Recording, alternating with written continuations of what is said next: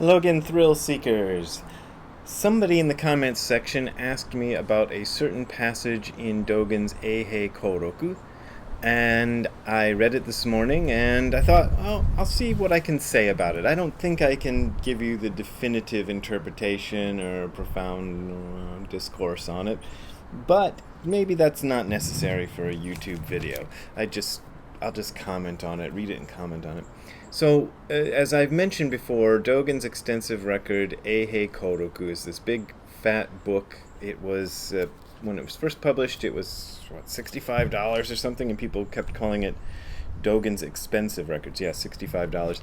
Now it's come out in a paperback, which is cheaper, but I think it's still like over $30. Anyway, this is another piece of stuff from Dogen other than Shobo Genzo. There's a lot of written material by Dogen. Eihei Koroku, it comes from the period when he was at Eiheiji Monastery, which is the end of his life. He died when he was only 54 years old, and the last, I think, 10 years or so was at Eiheiji. I'm not exactly sure. I'd have to go look it up, and I'm just too lazy to go look it up, but it's, the last part of his life. So, not much. I'm not sure if any of Shobo Genzo was written at Eiheiji. Maybe a couple of chapters were. Mostly they were written in other temples when he was younger. So this is the older, more mature Dogen, perhaps. And he'd stopped writing so much stuff for Shobo Genzo, and he was spending most of his time doing lectures. He decided that was a better way to teach, and he was lecturing to his students at Eiheiji, which was a monastery way up in the mountains, way far away. It's still a very remote area even today, but in the 1200s it must have been incredibly remote. So far away from anybody, with just his little band of monks who were working, living off the land basically, and just working on their practice. He gave a bunch of lectures, which were recorded by, maybe it's Eijo, one of his students, because these are written in the third person.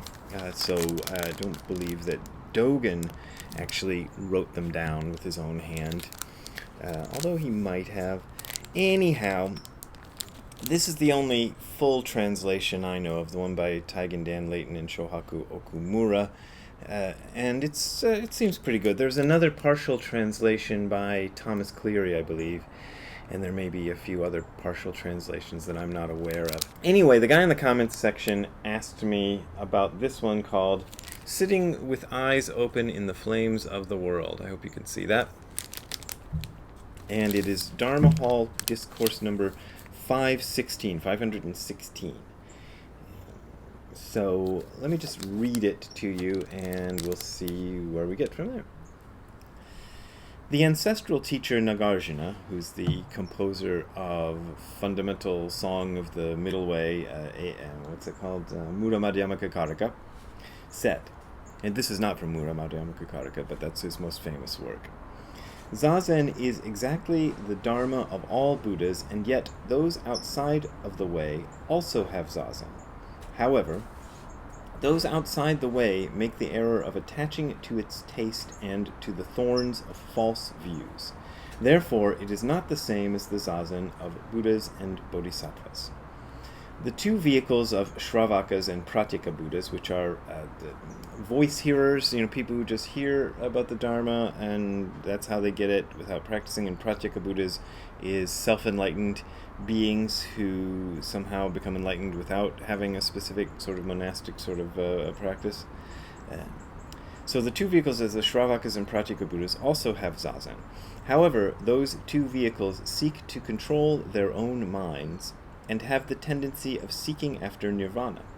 Therefore, this is different from the Zazen of Buddhas and Bodhisattvas. Next paragraph says, the teacher Dogen said, this is why I think it wasn't written actually by Dogen, but copied by someone else who was there listening. The ancestral teacher Nagarjuna spoke like this. We should know that although the name of Zazen, sitting meditation, it's a parenthetical remark by the translators, because that's what Zazen means, is used by those of the two vehicles and those outside the way. It is not the same as the sitting transmitted by Buddha ancestors. These days, in the mountains and temples of Song Dynasty China, many careless, lazy elders do not understand this point. This is undoubtedly the degeneration of the Buddha Dharma. Brothers, you should know that only the ancestral teacher Bodhidharma transmitted the true vein of Buddha Dharma, doing zazen facing the wall. Since the Eihei era of the later Han Dynasty, which is AD 58 to 76 AD or CE, however you want to say it, and is the era in China and after which Eiheiji is named. That's a bad sentence. It's the era of Chinese history that Dogen used for the name of Eiheiji, which means peace forever. And it's the time when the first Buddhist text was brought from India to China. Since the Eihei era of the later Han Dynasty, although there was sitting based on interpretations of writing, this was completely outside the correct manner, which was only transmitted by the ancestral teacher. Was this not truly the intimate transmission of the Buddha Dharma? The Buddha ancestors transmit zazen facing the wall, which is not the same as the meditation of the two vehicles or those outside the way. The eye that sees before anything happens can open before anything happens, just like the lotus blossom in flames in the 12th month. And the footnote explains that analogy. A lotus in flames implies practice in the midst of worldly desires, unlike those in the two vehicles seeking after the cessation of nirvana. Its blossoming in the 12th month is yet another image of something rare and precious, like the transmission of the true practice. So I guess lotus blossoms don't usually blossom in December, which I think is true. They have a lotus blossom festival in June out here in what's it called, Echo Park.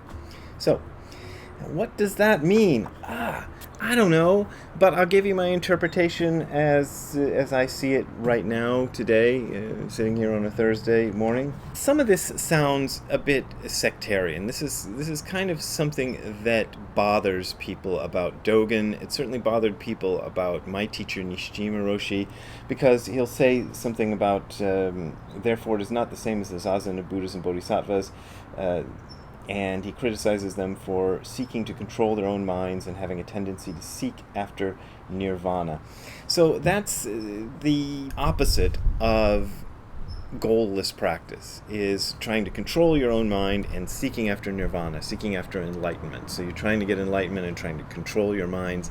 Zazen is not about mind control, and a lot of people, and including myself, have difficulty with this, because you're sitting in zazen and you imagine, or I imagine often, that the point of sitting in zazen is to try to control my mind, to try to have a special experience where my mind is completely under control and, locked into something, and then going off to nirvana, or that sort of one-pointed concentration thing.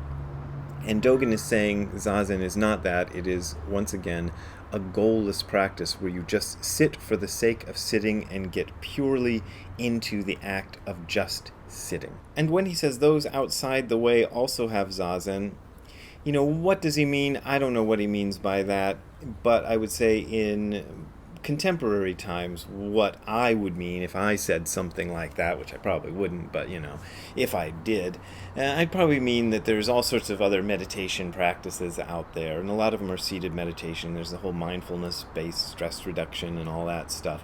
And to say that they also have zazen, so they have a seated meditation, but their seated meditation isn't the meditation transmitted by Bodhidharma. And when he talks about the meditation transmitted by Bodhidharma as opposed to based on interpretations of writings, that's what he says, sitting based on interpretations of writings, this is a direct transmission, and this is a real key factor in Zen, is that it's a person-to-person transmission.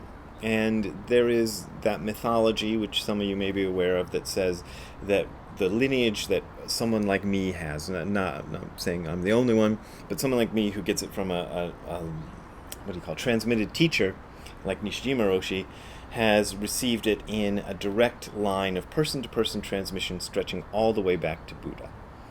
Whether you believe that or not is kind of up to you. Personally, I tend to believe it.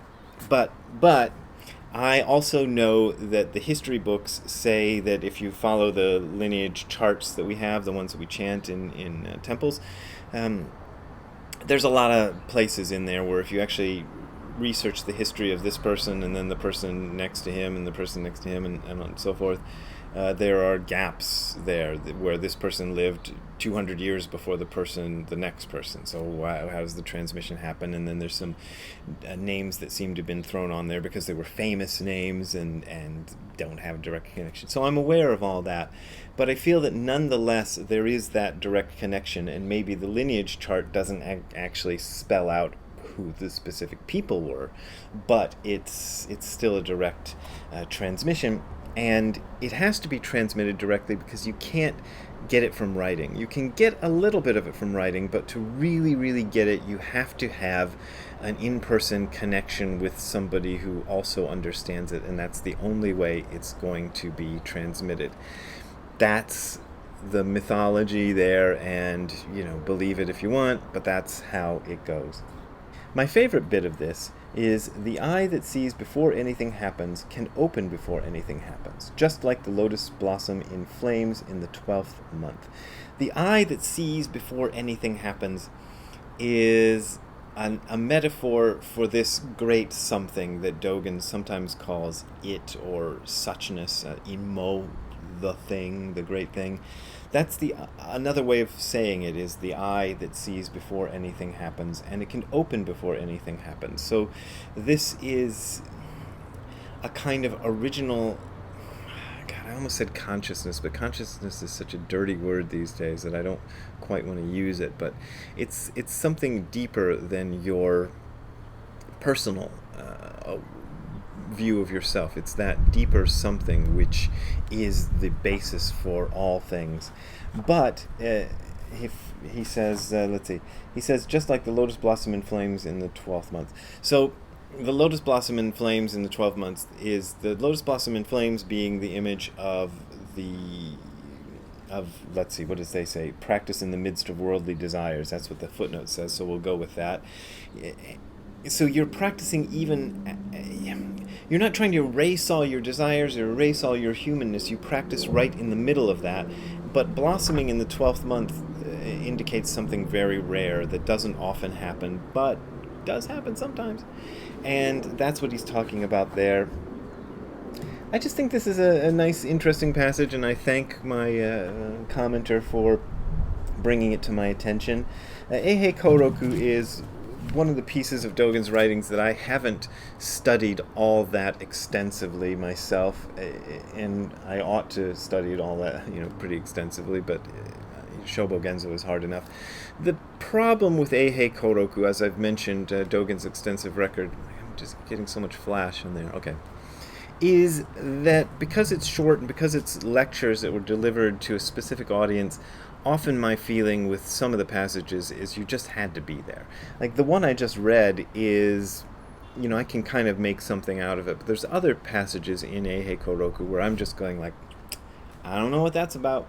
I guess you had to be there. So that's what you get in a lot of Eihei Koroku, if you ask me. Whereas Shobo Genzo being longer and more detailed, it was actually written to be a piece of writing. So he had the understanding that this would be read by people in the future who never met him, and he's trying to transmit his knowledge that way, and so it's a little... Shobo Genzo is also difficult, but it's a little clearer. So there you go, sitting with eyes open in the flames of the world. There you go. I hope you enjoyed that. If you want to donate to me sitting more with eyes open in the flames of the world, you can send a donation to the URL you're seeing below. That will take you to my PayPal and Patreon links. The URL is hardcorezen.info/donate. So just go to hardcorezen.info/donate, and you can find my Patreon and PayPal links. That's my only way of making a living right now, so I really appreciate those of you who support me. But as I always say, this is offered for free, so you don't have to donate, so don't worry about it. See you next time. Have a good time all the time. Bye. I think he's sleeping under the bed today because it's hot out. He doesn't want to come outside. Have a good sleep, Ziggy.